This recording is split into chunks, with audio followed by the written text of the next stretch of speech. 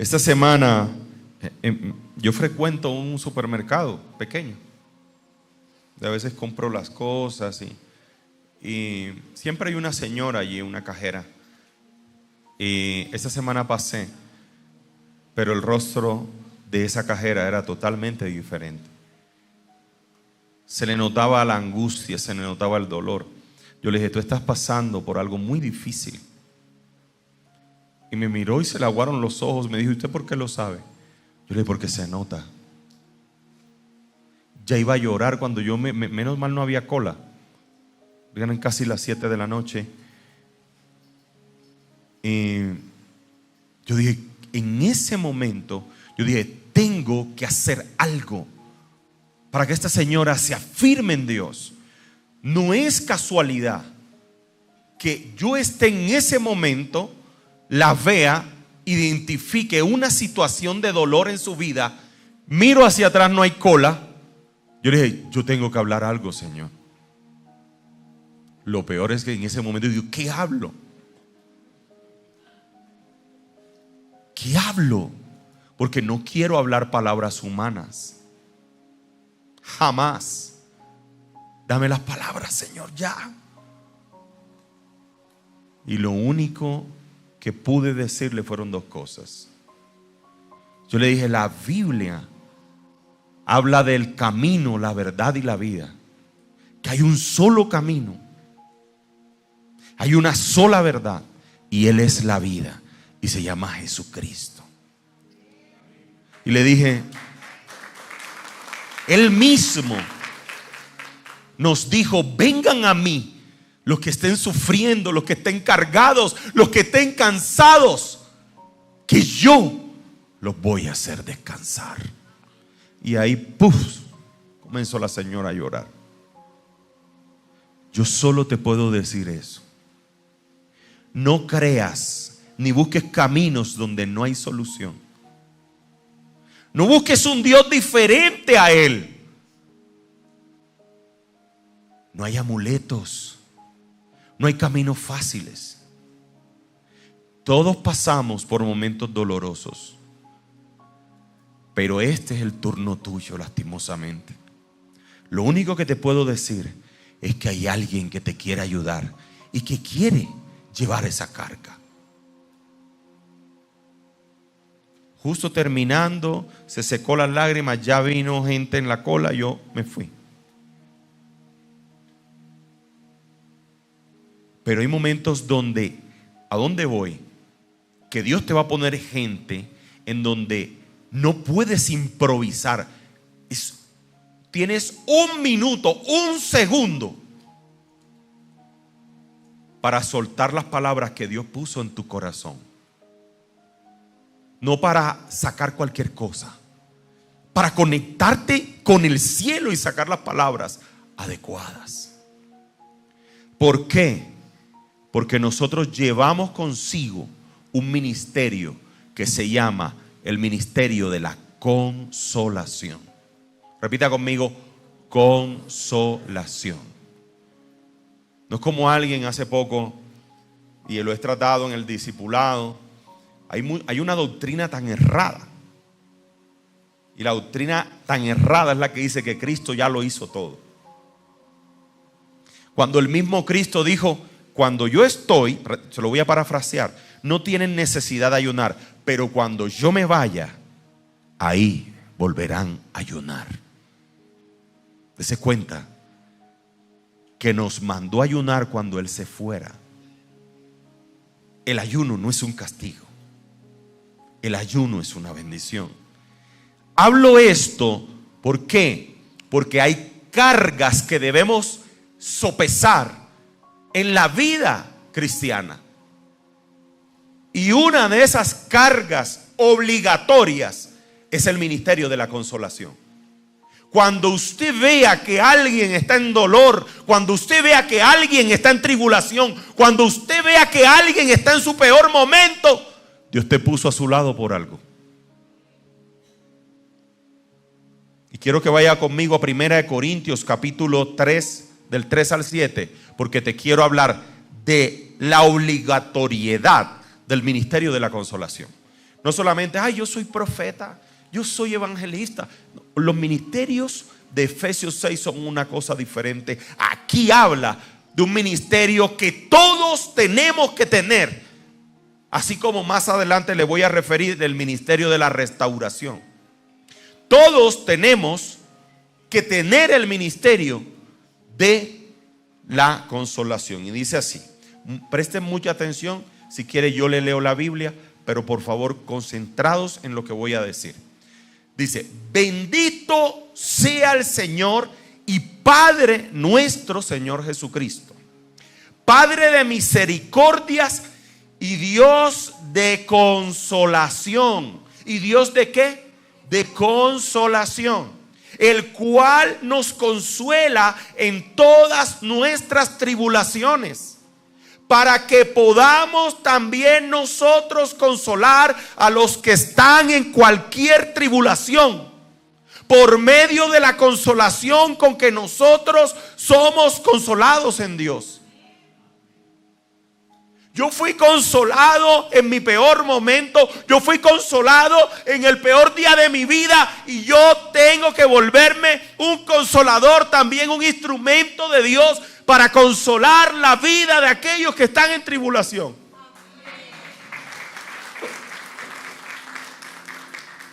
No es que Cristo vino y lo hizo todo y ya yo no tengo que hacer nada. Qué mensaje tan erróneo de la gracia. Yo dije, yo no puedo irme sin decirle algo. No me lo perdonaría. No me lo perdonaría. Mi conciencia me atacaría si me iría de ese momento, de esos 2 minutos sin darle una palabra, porque la necesitaba. A mí mi conciencia me ataca. Y en la noche estoy seguro que la mente me diría, o el mismo Satanás, no voy a culpar a Satanás, la misma obligación, la misma investidura de ser seguidor de Cristo me diría, ¿y qué palabra le dijiste a esa señora? ¿Has leído la Biblia tanto tiempo? Ahora dices que eres pastor. ¿Y qué palabra le diste? Porque no es de tu rebaño, porque no es de soplo de vida. No. Menos mal pude actuar y pude soltar una palabra que ella necesitaba. El ministerio de la consolación. No solamente son los 10 mandamientos, no son los deberes como cristianos, es algo sagrado. Lo está diciendo Pablo, quien fue experto en dolores y sacrificios. Dios te puso. Cuando Dios te ponga a alguien que esté atribulado, cuando Dios te ponga a alguien que está pasando un sufrimiento, tú eres el instrumento de Dios para llevar esa consolación, para dar ese abrazo, para soltar esa palabra. Vence el caparazón que llevas por dentro. Rómpelo en 1000 pedazos y vuélvete el instrumento que Dios anhela que seas en ese momento. Porque es un principio para todo cristiano. Y dice así: porque de la manera que abundan en nosotros las aflicciones de Cristo, así abunda también por el mismo Cristo nuestra consolación. Mire qué lindo. Abunda en ti palabras de consolación. Sí, aunque tú creas que no. Sí, aunque tú te creas tímida. Sí, aunque tú te creas un hombre tímido, ahí que no quiere hablar. En ti están las palabras que esa persona necesita. Dios las puso. Consolación y salvación. O si somos consolados, es para vuestra consolación y salvación, la cual se opera en el sufrir las mismas aflicciones que nosotros también padecemos. Y nuestra esperanza respecto de vosotros es firme, pues sabemos que así como sois compañeros en las aflicciones, también lo sois en la consolación. También en la consolación. Es decir, así como Dios te restauró en el peor día de tu vida y metió la mano y te sacó, así mismo tú debes ser respuesta de consolación para otras personas. Y si te quedas callado, algún día el Señor te lo reclamará. Yo estoy seguro que la mayoría de los que estamos aquí nos convertimos en un proceso doloroso. Levante su mano. O digamos, me afiancé más en el Señor cuando estuve en aquella situación, punto y coma, de la cual el Señor me liberó. Cuando sufrí, cuando no dormía, cuando pasaba esto, cuando yo me quería morir, pero, vino la presencia de Dios y sopló sobre mi vida y la angustia se fue y vino el Consolador y todo volvió a la normalidad. Así como Dios lo hizo, esa responsabilidad se traslada a nuestra vida. Cuando Dios pone personas que están pasando por ese dolor. Una vez me invitaron a un velorio. Y pero qué palabras doy en un velorio. Primera vez que me invitaban a una casa de los olivos, ¿cómo es? Funeraria Los Olivos. Y está el cadáver, la familia, y yo qué palabras doy. Y yo me acuerdo que en la tradición cristiana siempre hacen el llamado de la fe. Si usted ha ido a un velorio donde hay un cristiano, no es velorio, ese momento donde la persona murió, está en la funeraria y de pronto viene un pastor, da unas palabras, siempre hacen un llamado a la fe. Y yo decía, pero ¿por qué siempre hacen ese llamado a la fe? ¿Y yo por qué tengo que hacer ese llamado a la fe? Y lo comprendí. Porque muchos de nosotros nos acercamos a Cristo en los momentos más dolorosos. Y eso está bien, porque necesitas que Él intervenga y lo vas a ver intervenir y tu fe va a crecer en Cristo. Yo hice el llamado a la fe, pero quería entender la lógica de ese llamado en ese momento. Y es que muchos de nosotros nos acercamos a Dios en los momentos donde ya no hay más nada que hacer, cuando ya queremos tirarlo todo. Ahí viene Dios y mete su mano y nos restaura y nos levanta y nos perdona y está a nuestro lado. Asimismo nos llama el Señor en el ministerio de la consolación. Cuando tú veas a una persona, no te quedes callada, no te quedes callado, suelta la palabra. Aún te doy un abrazo, Cristo te ama, no importa, pero que el día de mañana yo hice algo, Señor. El ministerio de la consolación, el Señor lo dice, así como yo lo hice contigo en tu peor momento, así lo debes hacer tú. Así como yo metí la mano, te restauré, te ayudé, estuve allí. Ahora tú lo tienes que hacer en amor con las personas que te rodean. Pero no, ahorita en la nueva teología de los cristianos de la gracia, ya Cristo lo hizo todo por mí. Sin ninguna imposición, sin ninguna responsabilidad, no, hay un ministerio. Hay un ministerio que Dios y que los pastores y las iglesias no hablan, que es el de consolación, pero previo a eso hay uno que se llama el de reconciliación. Y se encuentra en 2 Corintios 5:18, dice: y todo esto proviene de Dios, quien nos reconcilió consigo mismo por Cristo. Cristo nos reconcilió con Dios. Entonces ahora Dios dice, ahora tú tienes que hacer como Cristo, un reconciliador.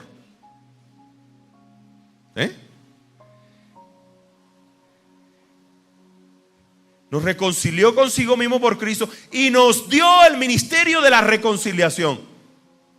Yo soy pastor, pero tengo también el ministerio de la reconciliación. Pastor, yo no sé qué soy. Por lo menos tienes el ministerio de la reconciliación y el de la consolación. Si no sabes, tienes el ministerio de la reconciliación, de reconciliar a aquel que está apartado de Dios con Dios. Este es un ministerio que todo el mundo tiene y que no se encuentra en los ministerios que describe Pablo en Efesios. De que sea pastor, profeta, evangelista. ¿Y qué ministerio tan hermoso es este? De reconciliar a las personas que se han apartado con Dios. Que Dios estaba en Cristo reconciliando consigo al mundo, no tomándole en cuenta los nombres de sus pecados. Y se encargó y nos encargó a nosotros la palabra de la reconciliación. No, pastor, pero yo soy médico. Tienes el ministerio de la reconciliación. Tienes el ministerio de la consolación. A veces se nos olvida en el día a día la reconciliación. A veces los afanes del día a día nos olvidan de la conciliación y la consolación. Yo me acuerdo una vez cuando mi madre existía, vivía, y vino una parejita a mí a pedirme una asesoría como abogado. La pareja estaba perdiendo la casa. Le debían un dinero a un banco y sobre ese remanente, y la casa la iban a rematar, y sobre ese remanente que quedaba iba a otro banco. Iban dos. Uno a quitar la deuda de ese remate, y lo poquito que quedaba venía otro en cola. Humanamente yo les estaba asesorando y les dije, no hay nada que hacer. Pagar. En ese momento mi mamá, ella era curiosa, ella pasaba por allí y comenzó y hacía así, y comenzó como a escuchar, y después volvió a pasar y estaba enterada de la situación, y se me metió y le dijo a la pareja: ustedes no van a perder esa casa en el nombre de Jesús. Yo la miré y dije,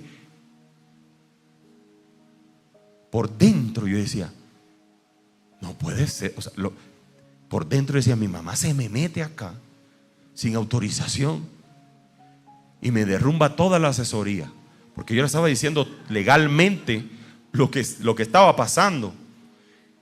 Pero ella entró en la fe y rompió la escena y dijo: ustedes no la pierden en el nombre de Dios. Yo no sé, pero el Señor me dice, no la van a perder. Ellos se quebrantaron, lloraron, aceptaron ahí a Jesús, le terminó predicando. Como a los 2-3 años muere mi madre, se enteran y los volví a ver, fue en el funeral. Ellos me abrazaron, yo estaba destruido, y me dijeron: nunca se nos olvida la palabra que su mamá nos dio. Yo no sabía qué había pasado en esa situación. Vino nuestro suegro y pagó la deuda y no perdimos la casa. Yo dije: ¿en serio? Me dijo: sí, pastor. Yo dije: gloria a Dios. Lo que humanamente a veces vemos, espiritualmente no es así. Y ese día, una tribulación, en medio de una tribulación, Dios usó a mi madre para llevar una palabra de esperanza.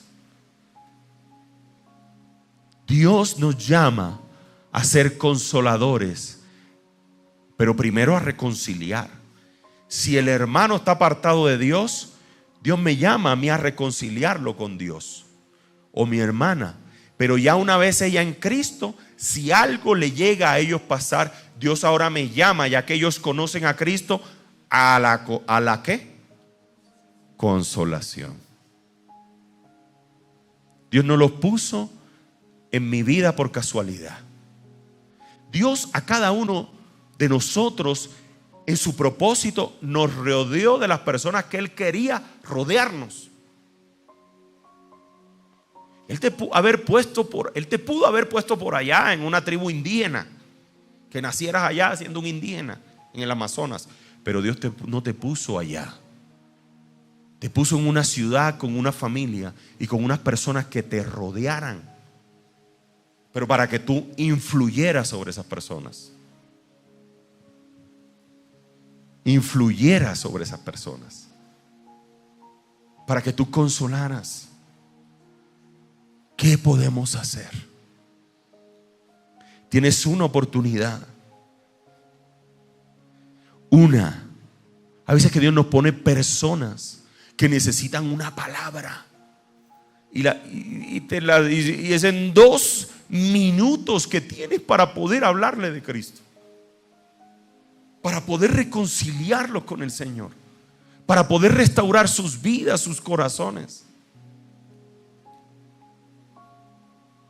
El apóstol Pablo escribe esta palabra en 2 Corintios. Desde un contexto de sufrimiento. La vida de Pablo fue de mucho sufrimiento.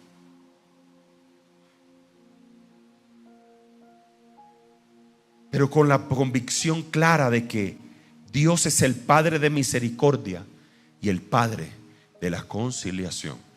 Yo le quiero decir algo, mire. Jesús, hay que resumir las cosas. Si usted quiere resumir la Biblia, Jesús la resumió.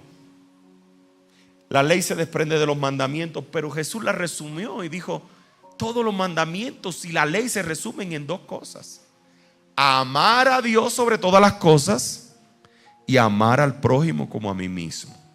Te resumió toda la ley. Te resumió todos los mandamientos. ¿Sí o no? ¿Está usted de acuerdo conmigo o no?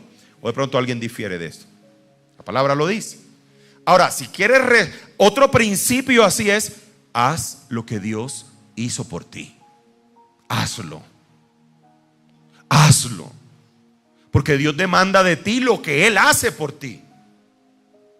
Por eso es que Él dice: yo te consolé, tú tienes que ser de consolación para los demás.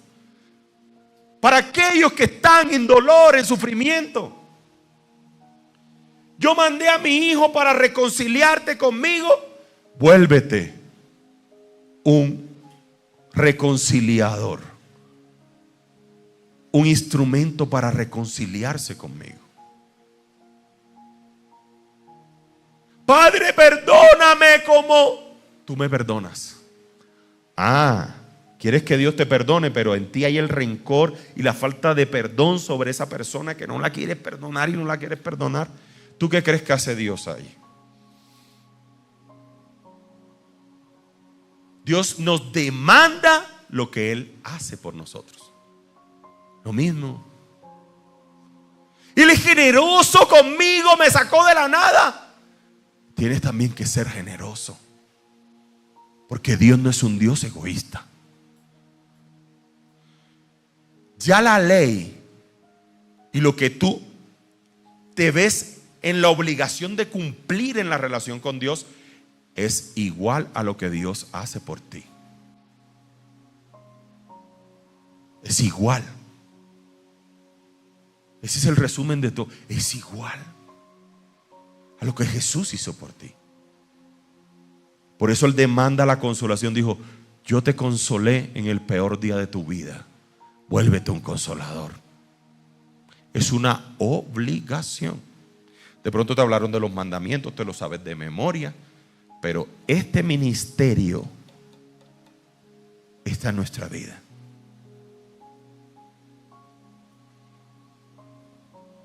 Durante mucho tiempo le huía, porque no tenía palabras cuando alguien moría.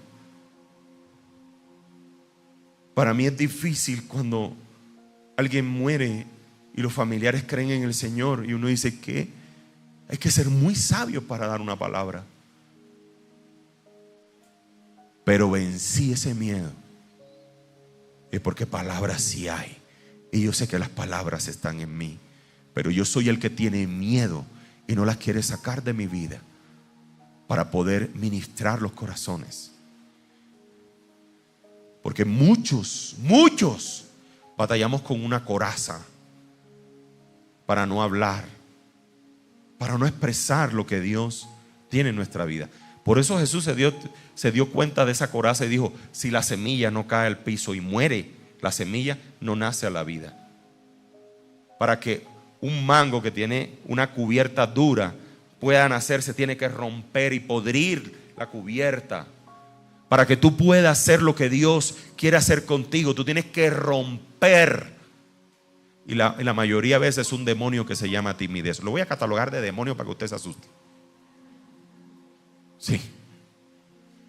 Porque es que el cristiano no puede tener miedo. ¿Y por qué me mira así, hermano? La palabra dice que solo los violentos arrebatan. ¿Qué? El reino de Dios. Dice, los miedosos, hermano, la Biblia no dice eso. Si usted aplica un silogismo en filosofía, el miedoso no arrebata nada. Dice, los violentos. Si usted mira la prosperidad hoy, el negocio, la empresa, oye, yo me arriesgué, ¿sabes qué? Abrí la empresa. Y viste que te arriesgaste y Dios te bendijo. Fuiste violento. No tuviste miedo. Te arriesgaste y viste la mano del Señor. Pero los miedosos son iguales a los perezosos. El miedoso es como el feo, todo se le va en deseo. Solo mira y sueña, pero no se le cumple nada. Pero los que arrebatan el reino de Dios son los violentos. ¿Ah? ¿Sabes lo que es un violento? ¿Usted cree que David le tuvo miedo a Goliat? ¿O le tuvo timidez a Goliat? Dijeron, venga para acá, de una. Solo los violentos y los que no tienen ningún miedo arrebatan. ¿Usted sabe cuándo Dios dejó de utilizar a Elías? Cuando tuvo miedo. Cuando Jezabel lo amenazó y él tuvo miedo y le dio como una depresión y debajo de un enebro y me quiero morir. Ahí Dios le dijo, cálmate, ya te voy a buscar un sucesor. ¿Miedo? Cuando estudiaba derecho me temblaban las manos, me iba al baño cuando tenía exámenes preparatorios. Y un día me agarré conmigo mismo, me miré al espejo y le dije, ¿qué te pasa? ¿Hasta cuándo esto? Que te dan dolores, náuseas en un examen. ¿Hasta cuándo? ¿Y qué te va a pasar? ¿Te vas a morir? Dios no está contigo. Y lo que dice la palabra y lo que tanto recitas el Salmo 46, ¿dónde está? Y de ahí en adelante dije, páseme lo que me pase, me voy de frente. No, ¿quién es el primero? Yo, venga. ¿Qué va a pasar? ¿Qué te va a suceder? Nada. ¿Cuál es el miedo de hablarle a una persona que necesita una palabra que hay en tu ser? ¿Ah?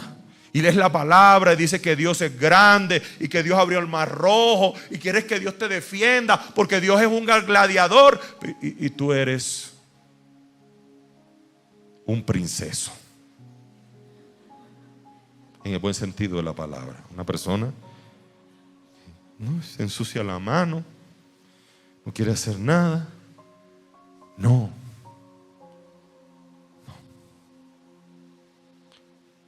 Es una oportunidad para demostrar el Dios en quien tú crees. Una no va a volver nunca más esa misma oportunidad. Yo se lo digo a ustedes, yo hubiese perdido esa oportunidad. Yo esa noche, esa conciencia, mi conciencia no me daría. ¿Sabes qué me pasó? Yo le voy a dar un ejemplo. La primera vez que a mí me invitaron a predicar fueron a los 23 años. Yo conocí unos pastores que me dijeron, venga el domingo y predique en nuestra iglesia. Y en ese segundo yo dije, no puedo decir que no, porque sería para que Dios a mí, mejor dicho. Pero después dije, pero me tengo que preparar. Entonces yo me voy a preparar porque me invitaron. Yo andaba al lado de mi pastor. Me preparé una buena palabra. Y fui a predicar. Pero cuando terminé de predicar, fue bonita la palabra, cuando terminé de predicar hice así. Y me senté.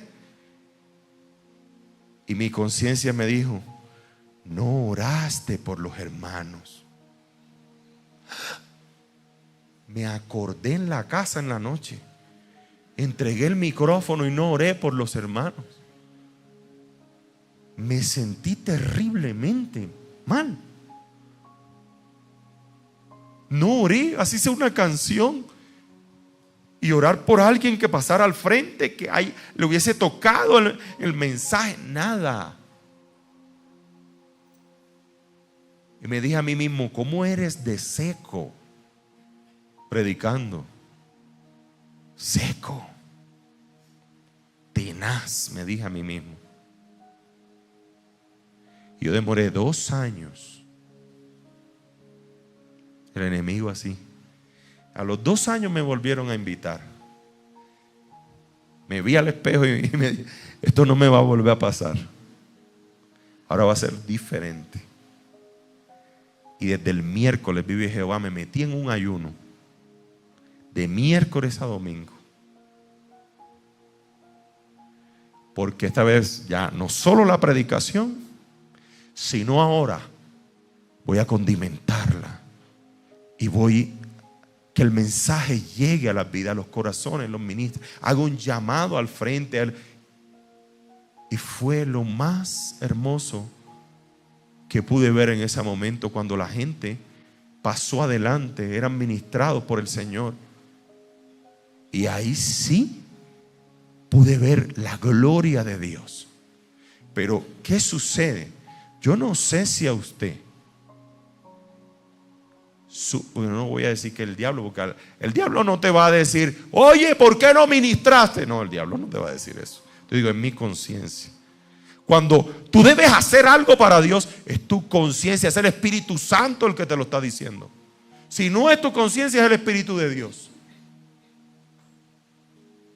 Y por eso, recordando esa anécdota el día que fui a predicar allá a Chía, me acordé esta semana cuando yo estaba en la cajera. Digo: 2 minutos. Miré. Y dije: gracias a Dios pude hacerlo. Porque en la noche no daría para dormir. Se lo digo así. De pronto usted me dice exagerado, pero yo no daría. Porque sé que Dios la puso en mi camino para decirle algo. No sé. Yo no puedo decir como Jeremías: soy joven, como Moisés, soy tartamudo. No puedo, nada. Él es el camino. Hay alguien que dice que es la verdad y la vida, quien puede librarte de esas cargas. Él dice: ven a mí. Y la mira a los ojos, que yo cargaré esa carga. Si estás cansada, atribulada. Comenzó a llorar la señora. Sí, gracias, Señor, porque fuiste tú, no fui yo. Ministerio de la consolación.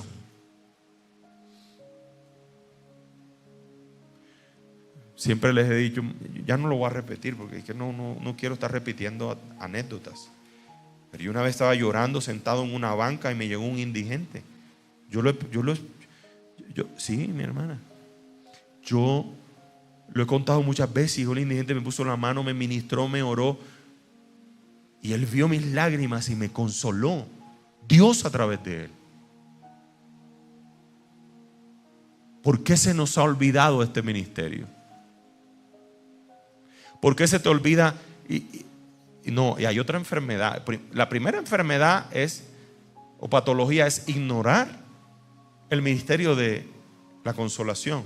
Pero la otra patología que hay, que abunda en los cristianos, es: yo no le voy a decir esto que me está pasando a nadie. No le voy a decir a nadie. Tiene que venir un familiar. Oiga, pastor, fulanito tal está pasando por esto, pero no le diga nada.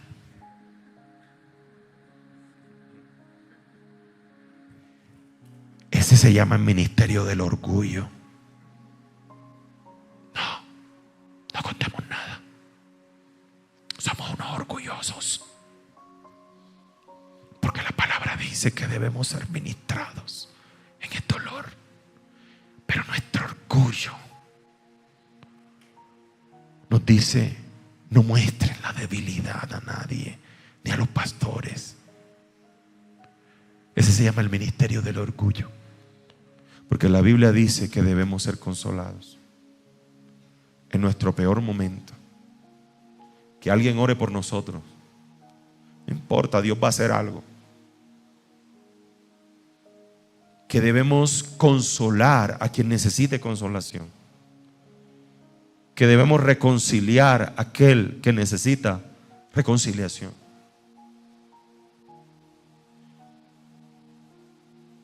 A mí me ha dicho muchas veces: pastor, ¿y será que yo puedo llevar a fulano de tal? Póngale peor pecador. ¿Y por qué no? ¿Quién soy yo para juzgar si yo voy a predicar un ministerio de reconciliación? Puede ser el asesino más grande que hay y tenerlo aquí. Afuera nos van a criticar. Mira, ahí va fulano de tal. ¿Acaso yo no tengo el ministerio de la reconciliación o el ministerio del juicio? Es el ministerio de la reconciliación. No es el ministerio del juicio. Es el ministerio de reconciliar a aquel que necesita a Dios, así sea que haya cometido el peor de los pecados. Que ya puede ir quien sea, mi hermano. El que sea, no me pregunte, no me vuelva a preguntar eso. Porque no es el ministerio de odio, de juicio, de rencor, sino el de reconciliación. Y ese es el ministerio que cargamos todos. Que si el hermanito anda jugando con Dios, bueno, denle una exhortación, y eso es otra cosa. Entonces, ¿qué características y qué dimensiones bíblicas tiene la conciliación?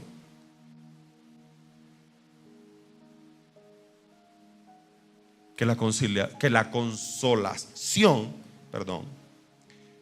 viene como un alivio y un descanso, porque ayuda a que la carga sea más ligera. Por eso Mateo 11:28 el Señor lo dijo: vengan a mí los que están cansados y cargados, que yo los voy a hacer descansar. Entonces dígame usted, cuando alguien necesita la conciliación, ¿será que usted le dice: déjame estar a tu lado en este momento, yo te quiero ayudar, yo voy a estar allí? No, no lo hacemos. Pues Jesús sí lo hizo por ti. Ven, estás pasando necesidad en esto, toma, te voy a ayudar. Te voy a ayudar a alivianar la carga que estás pasando. Consuelo como compañía, segundo, y presencia. Salmo 23:4, el Señor nos dijo: aunque andes en valles de sombra y de muerte, no temerás mal alguno, porque tú estarás conmigo. ¿Cuándo le dices tú a esa persona: sabes qué? No te voy a soltar en este tiempo, voy a caminar a tu lado, te voy a ayudar en lo que pueda, voy a estar ahí, te voy a sostener? Eso fue lo que Cristo hizo con nosotros. No fue: ay, lo siento mucho, un abrazo, chao, y nunca más. Eso no lo hizo nuestro Señor Jesucristo. Consuelo como fortaleza y ánimo para seguir adelante hizo nuestro Señor Jesucristo hacia nosotros. Isaías 41 dice: no temas, porque yo estoy contigo. No desmayes, porque yo soy tu Dios que te esfuerzo.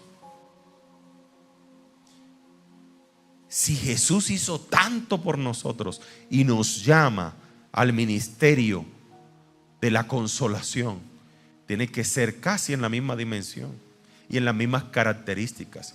Consuelo no es un abrazo: ay, vamos a orar porque está pasando por esto y chao, ya. No, eso no es consolación. Eso es consuelo. Consolación es estar allí. Consolación es orar por esa persona hasta que el enemigo suelte a esa persona, hasta que esa persona vuelva en sí a su estado normal. Porque en el peor momento en la peor circunstancia de tu vida, generalmente hay un descontrol emocional. Amén. Pero ojo, este mensaje es para que no te llenes de orgullo y comenta lo que te está pasando. Comenta, porque hay liberación, hay sanidad.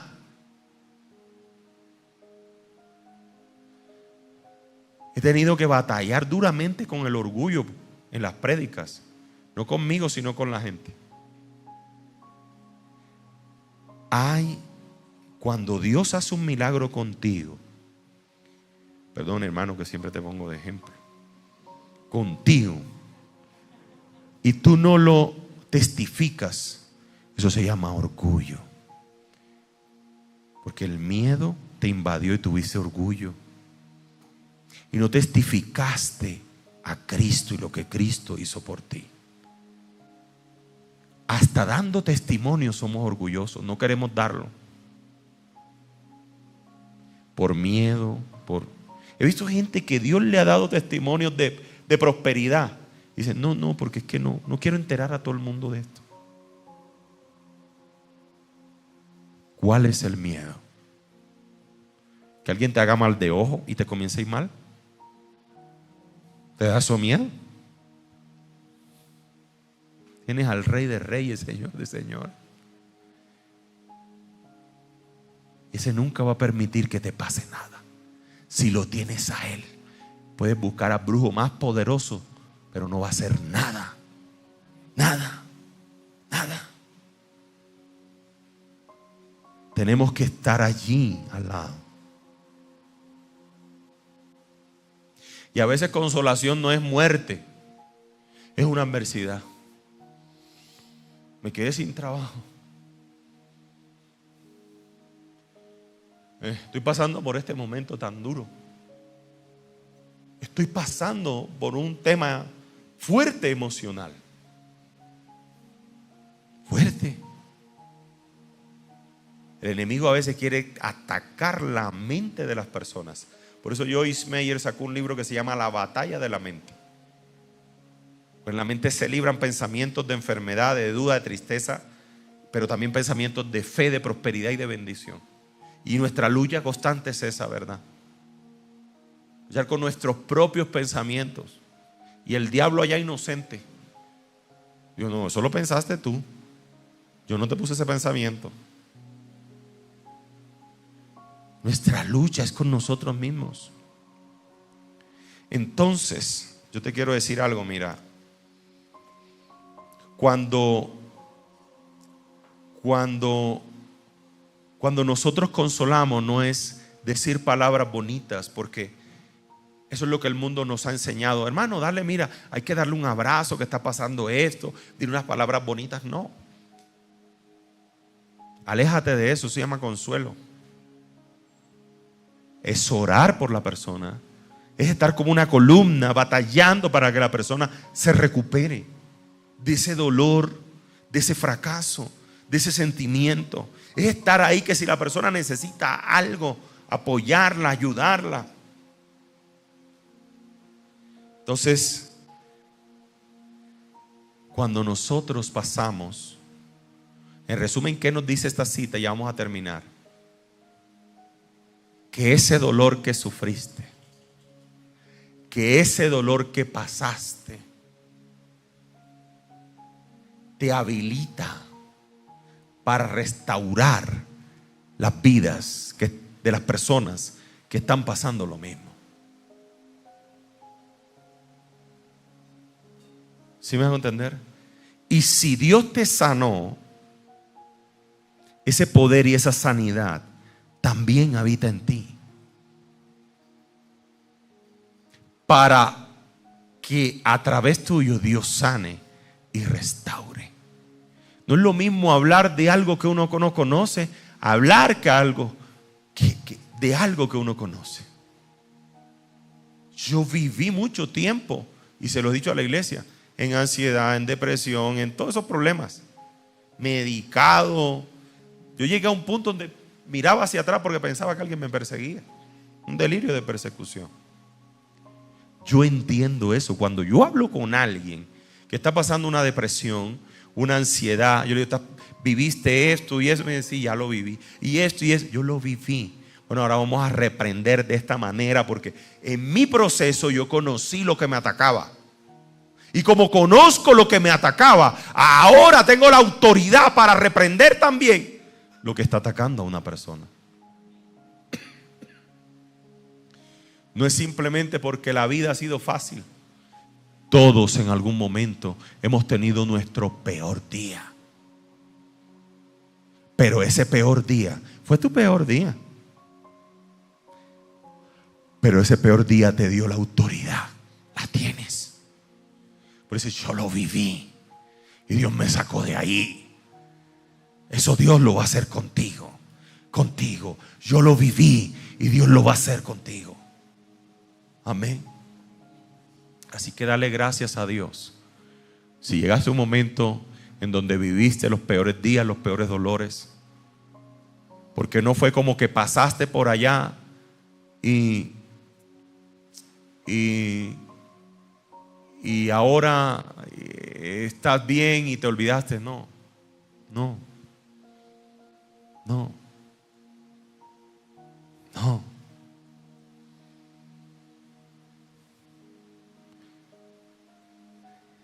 Cada proceso de dolor fue un entrenamiento.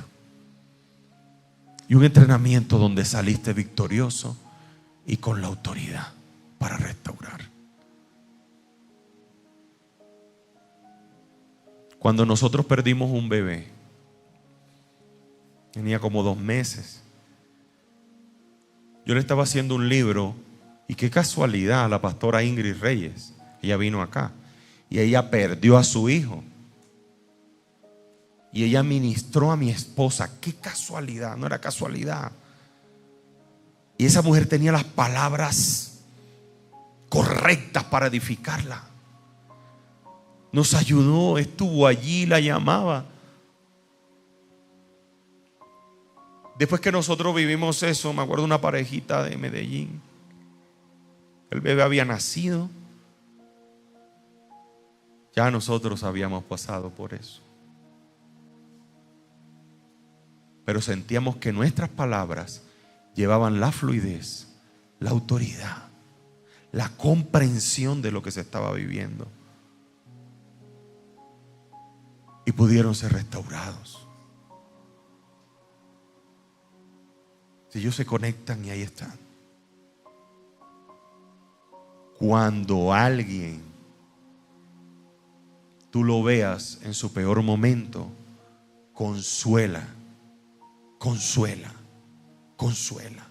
Más aún si viviste lo que esa persona está viviendo.